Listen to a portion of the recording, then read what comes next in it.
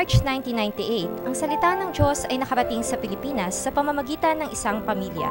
Ang unang misyonaryo ay pinadala ng South Korea dito noong 2004 at ang Manila Central Church ay naitatag Agosto ng taon ding iyon.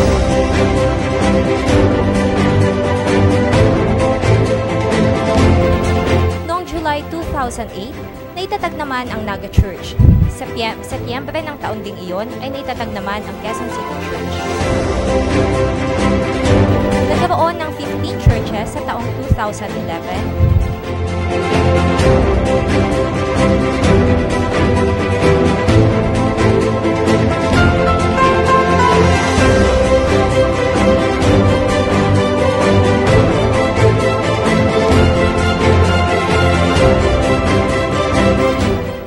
Churches sa taong 2013.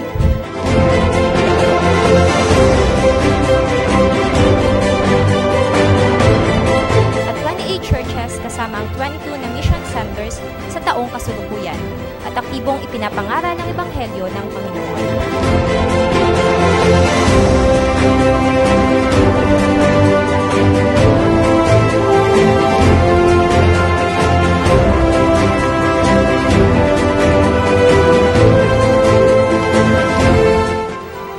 Summer retreat ay ginanap noong 2010. Pagkatapos, ang mga dumadalo taon-taon ay padami ng padami. Nitong 2016, nagkaroon ng 6 na summer retreat sa 6 na rehiyon ng Pilipinas. Manila, Bicol, Visayas, Palawan, Mindanao, at ang Korean Summer Retreat.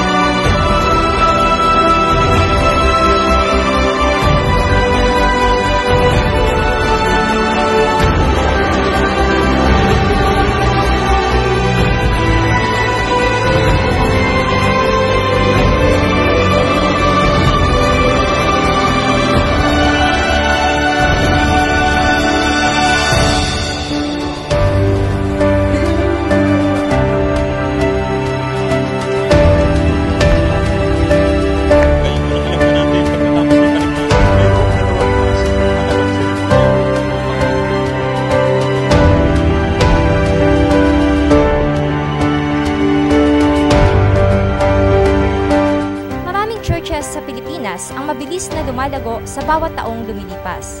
Matindi ang pangangailangan ng retreat center upang maligtas ang mas maraming kaluluwa sa hinaharap.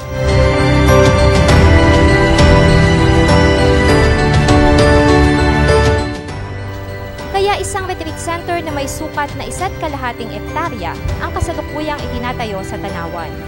Ito'y 1 oras ang layo sa Manila.